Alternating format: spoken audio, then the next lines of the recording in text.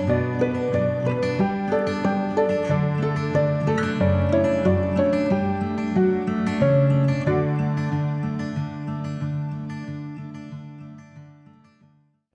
everyone. I'm Jeff Norlick, and welcome to the Minnesota Music Podcast, where we bring in local Minnesota songwriters and talk to them about their music, upcoming projects, and have them do a short acoustic set. My first guest, my only guest today, is Wayward, Jonathan from Wayward. Thanks for coming on the show, Jonathan. I love being here. We've had a lot of good conversations already. Off camera. Yeah. All you need to do is download a secret app that has a secret camera on this side of the studio that I set up. That's been captured. Planted. I didn't see it. Mm-hmm. Join our OnlyFans.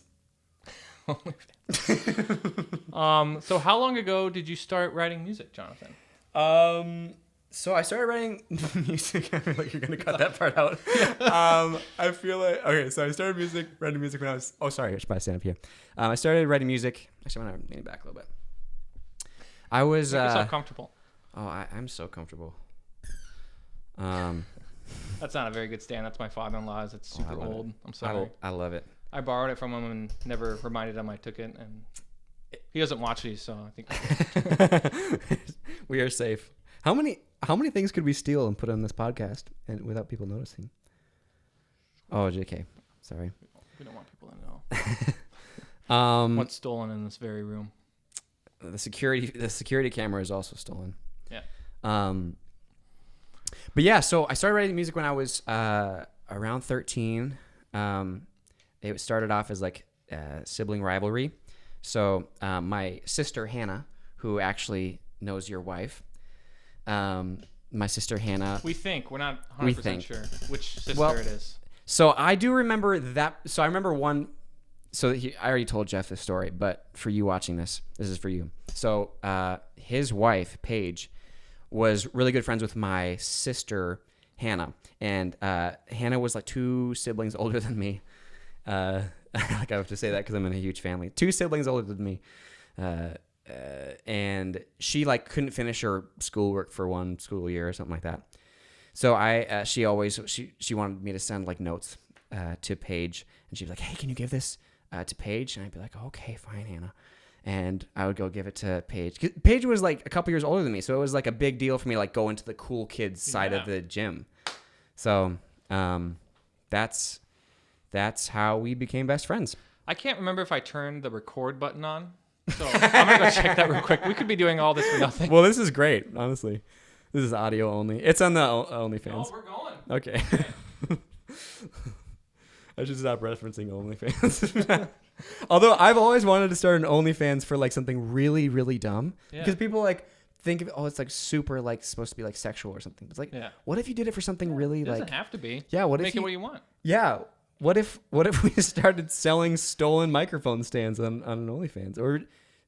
from my father-in-law's house. Yeah, from you specifically. Yeah. Like, hey, can you some more stands? Yeah. I don't remember what I was talking about, but that was more important than whatever I was talking about before. What were you? Where are we?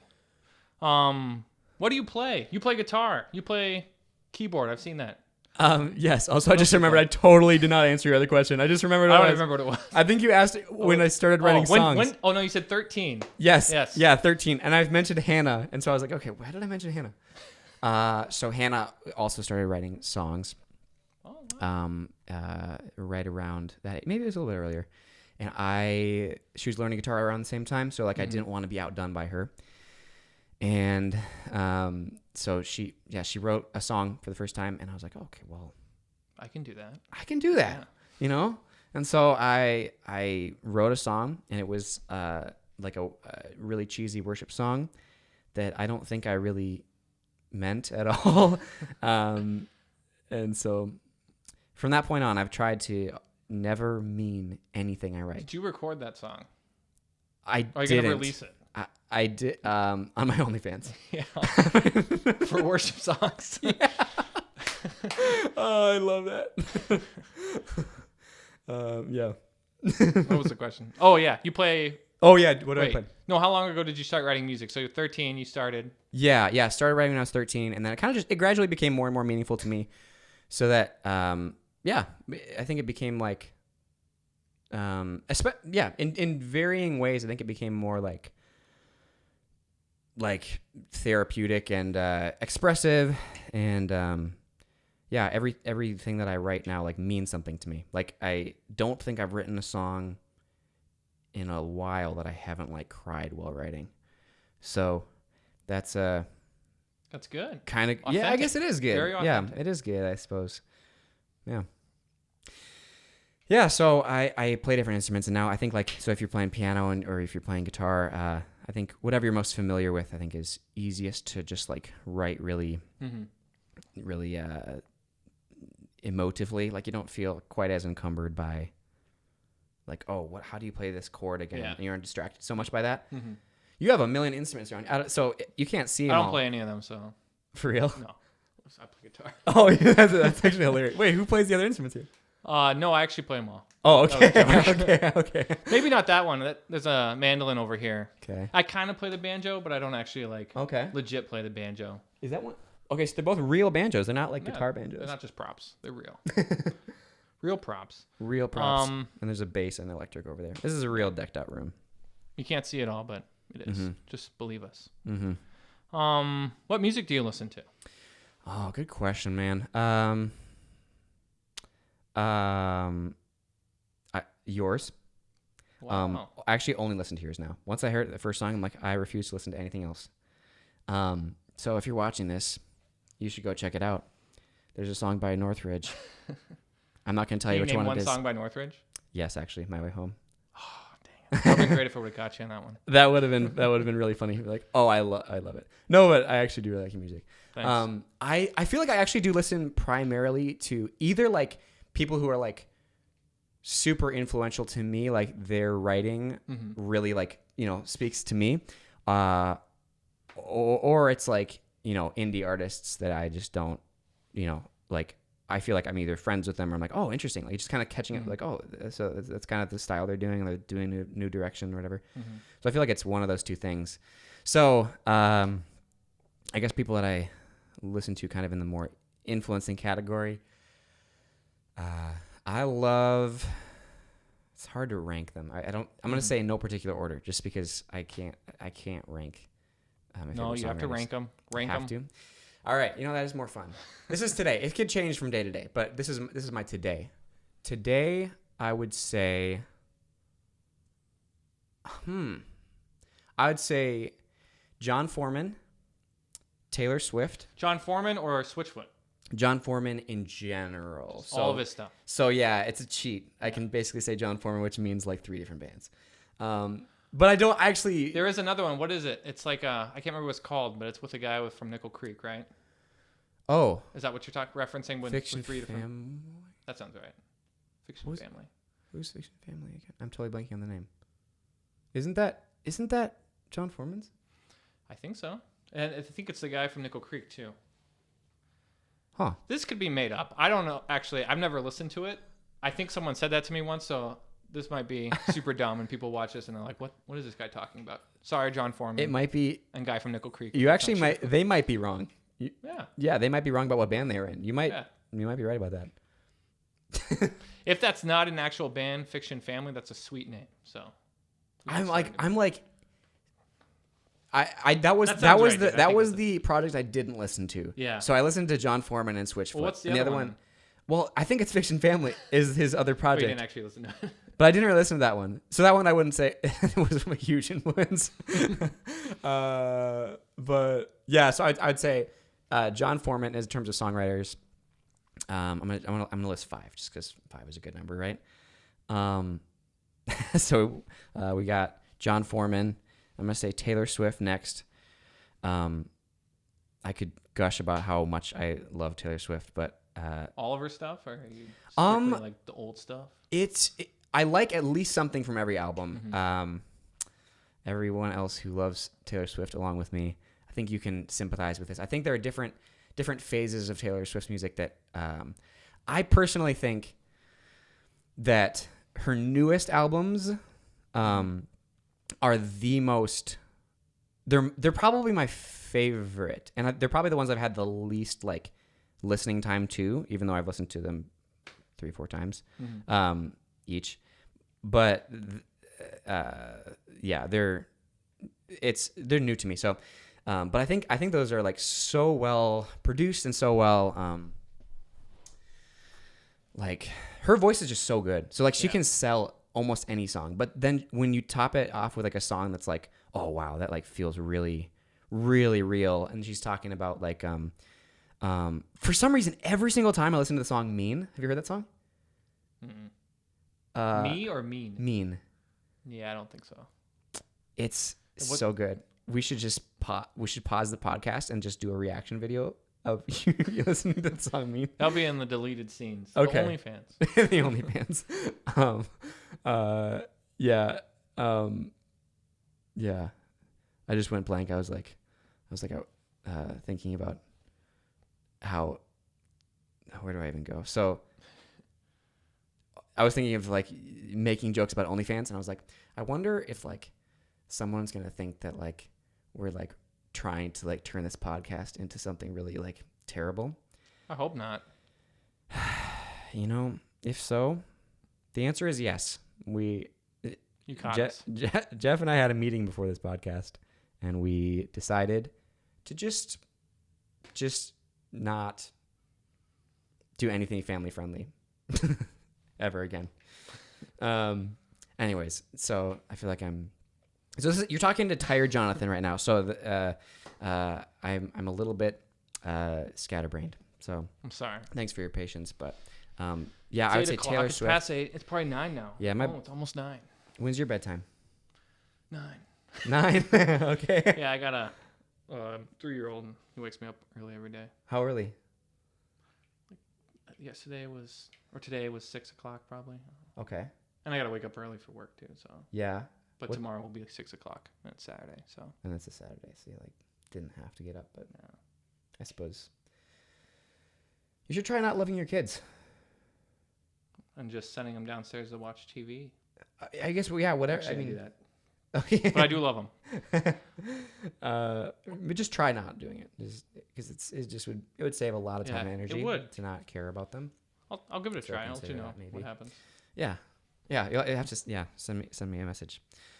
What were we talking about? Ranking your top 5. Oh, okay. I gotta go through this more quickly, or else it's gonna be way past Jeff's bedtime. Yeah. God forbid. Okay, so I'm gonna say John Foreman. Just today, it could go in any order, a different day. Taylor Swift. Ed Sheeran.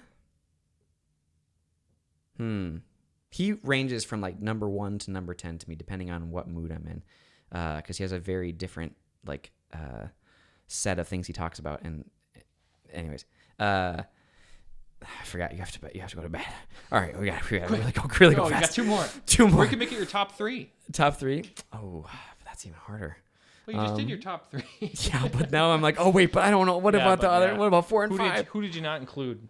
John Bellion is one I really like. Do you listen to John Bellion? You know, he's the guy. I think I know one of his songs. So Okay. no is the correct answer to that question. It's the one. I can't remember the chorus, but I thought it was clever.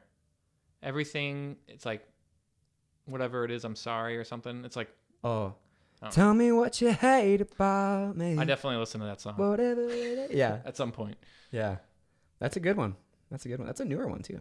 Yeah. I'm with the times. You are. Yeah. You're so current.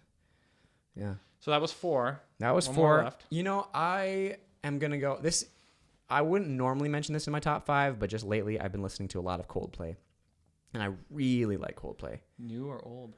Or both? I would say mostly old, actually. I think like it's kind of weird. I think when you listen to Coldplay's albums, it seems I've only listened to a full album of Coldplay's like once ever. I felt like when I did it, I felt like it was too, for my taste, it was like each album was like a very unique chapter, but the chapter for my taste, I wanted to like be like jarred more often. And I felt like they're so beautiful in the stuff they make that it's kind of like it didn't jar me enough times. And so in order to be jarred, I almost have to like switch between albums to go through different phases. Well, their genre kind of changes, so True. Yeah, it does. Yeah. That's really So that's really good stuff. So that's what I'd say is my top 5. What All about right. you? Oh, I can't. You can't? It's too hard right now. Okay. I'm too tired. Okay. That is my Wayward. And Wayward. Oh. So the most inspiration from what artist would you draw the most inspiration from? John Foreman? Inspiration. Right now, I'm actually feeling like Ben Rector. He wasn't in my top 5 for songwriters for some reason, but he normally is. He inspires you the most. In this moment, I think right now, so I'm a little bit tired, and every time I'm tired, I always feel like a struggle to like feel, and a struggle to like just like be like, okay, it's okay to be tired right now. It's okay. Yeah, it is okay.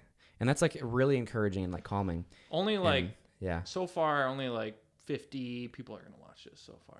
So let's reach for the building stars. though. Let's reach for 52 people. 52. So send this to 2 of your friends and then see what. That's see too what many. happens. Send us to one of your friends. Send us to 2 of your friends. We're not that good at what we're doing. This is awesome. Absolutely awesome. Everyone who's watching this is loving this. For sure. You're underselling yourself, my friend. Yeah. You are so good. How would you describe your music to a first-time listener? To a first-time listener, I would say I try to be super transparent with how I am doing. Extremely transparent with how I'm doing. So like that can, especially when I'm writing songs, I think, because then it kind of forces you to sit down and take time to think about what you're feeling and what you're writing about.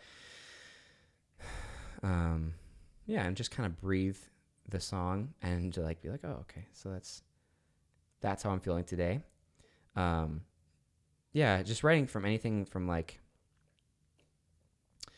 you know, I'm 11 years old and I'm thinking I'm going to be a big shot someday, and then that's going to make me happy, and that's going to be a solution to this discontented feeling that I have, or like, I want to be important. I want to be really like respected by people.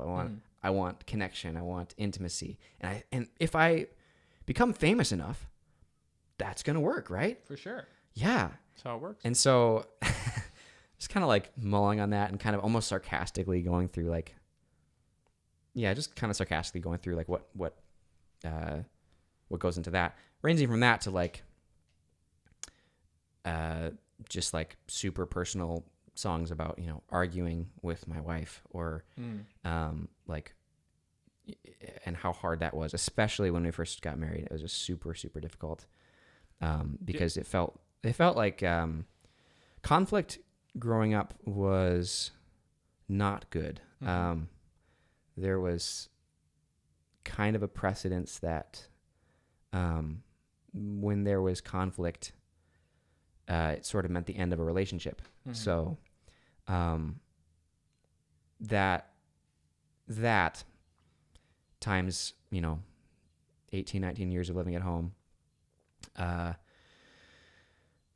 I think even as an adult, I think those things translate over when you become an adult. I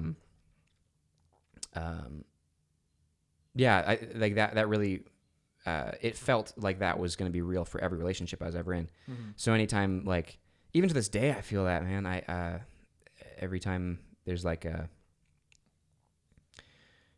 some controversial thing that somebody says, or some controversial opinion I have, or, where it just feels like there's conflict happening. It's like, oh, like, don't say anything about that. Because everything will end. Yeah, everything will end. You'll be, as Sid the Sloth from Ice Age says, you're out of the herd. I can hear him saying that. Yeah. You're out of the herd. How does he say that? Something like that. Yes. He's got those. Sid the Sloth. Something like that. That's pretty good. Well, thanks so much. Do you do any impressions? No. And now it's time for Impressions with Jeff Narlock. The part of the show where Jeff Narlock does an impression. Yeah. VeggieTales? Anyone? Yeah. Oh, yeah. I got your reference. Okay. I thought you were going to do an impression of somebody from VeggieTales. No. Oh, okay. I can't. I can't even think of anybody. Larry the Cucumber. I don't know how he sounds. Something dorky. What's a line he says? The Water Buffalo song.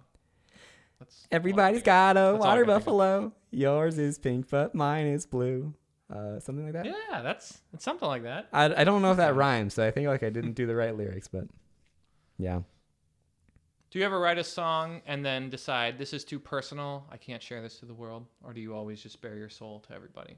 Good question, man. I question it.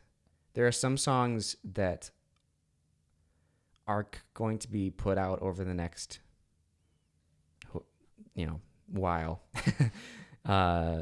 that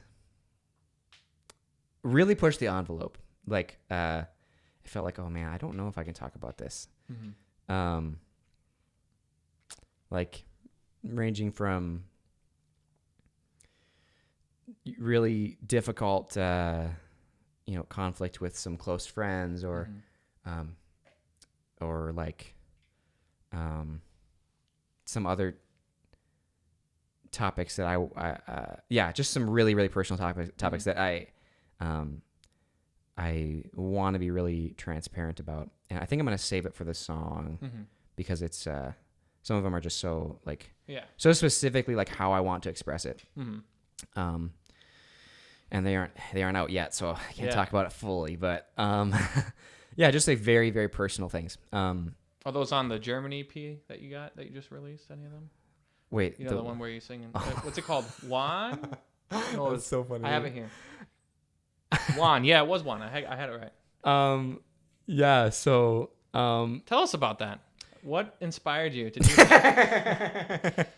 No one knows what we're talking about, brother. Right now. So if you're wondering, basically, there was I think it was like 2 days ago, I woke up and I was like, I looked on Spotify and I was like, there's this random EP on my profile that's not mine.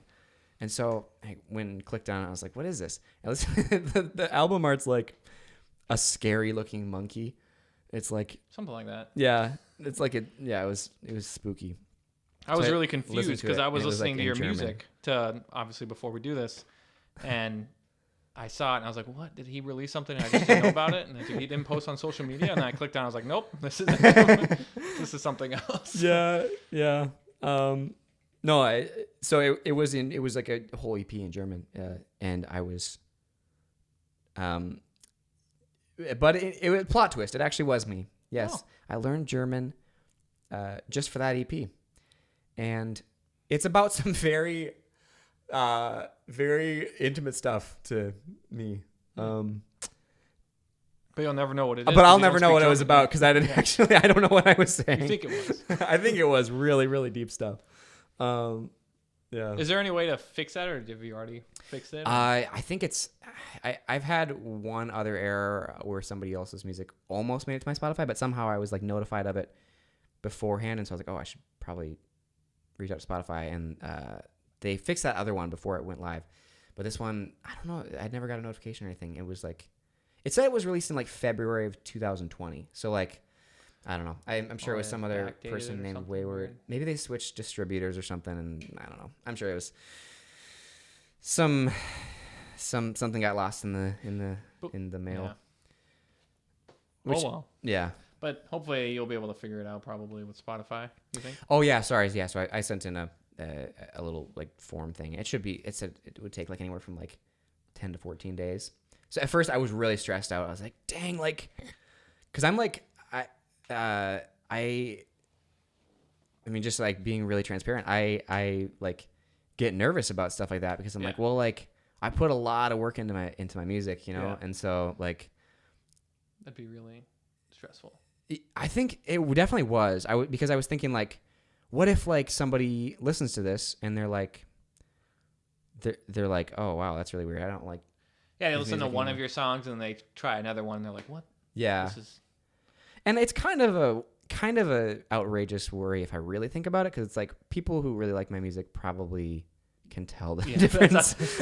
But you never know. Yeah, and I think I don't know.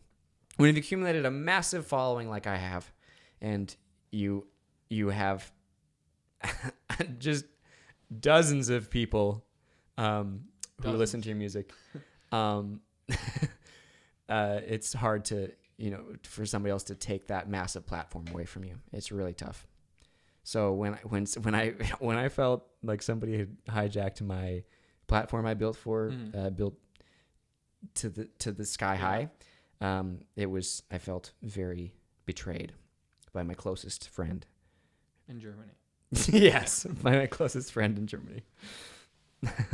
So this is a hard question, but can you tell us what your favorite song is that you've written? Oh man, that is hard. That is hard. I feel like every artist says that, and it probably makes sense because they worked hard on all of them, and they all probably mean at least something to them. Mm-hmm.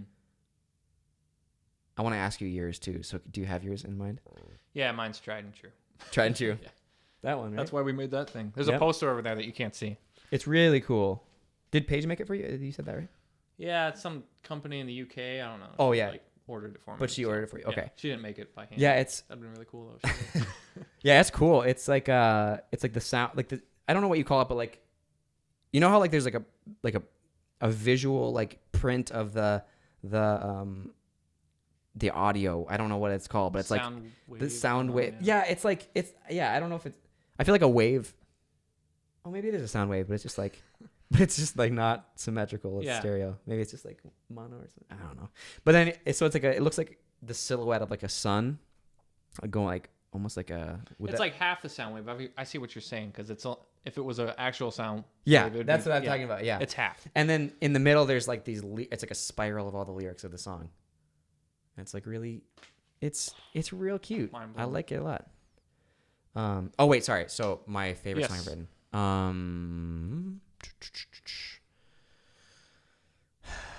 That is so tough. I'd say right now I'm just leaning toward a song called "Who Says."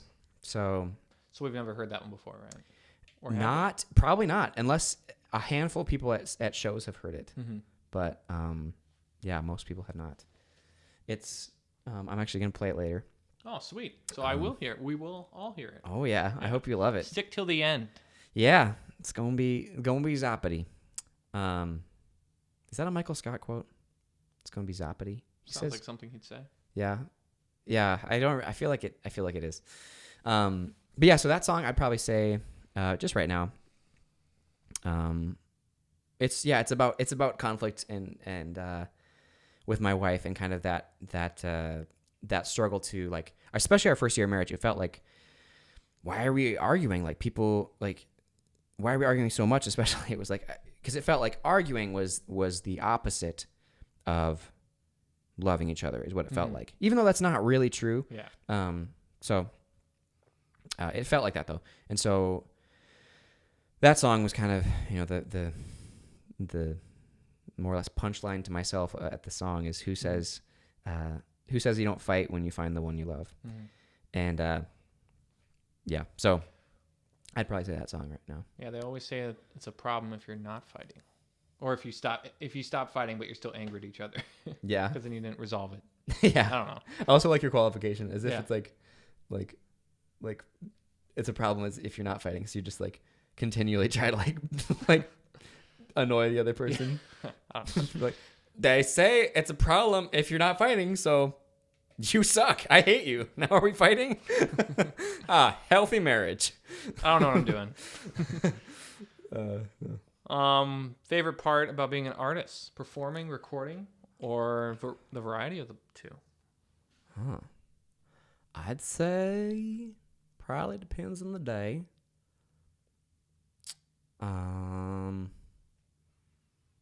I feel like the answer would be a combination of writing a song and then playing that song for a room of people that maybe it's 5 people, maybe it's 10 people, maybe it's 20,000 people, which is my normal show size because I'm a huge deal. Kind of a big deal. I am a big deal. Very big deal. Yeah, it could be a room of however many people, but like honestly, the moments when that are so cool is when somebody like even if it's just an individual and you like make eye contact and you're like, oh my gosh, they like really like this song, or like maybe they're singing along, or maybe they just really, you can tell they're really into it. Those are really cool moments.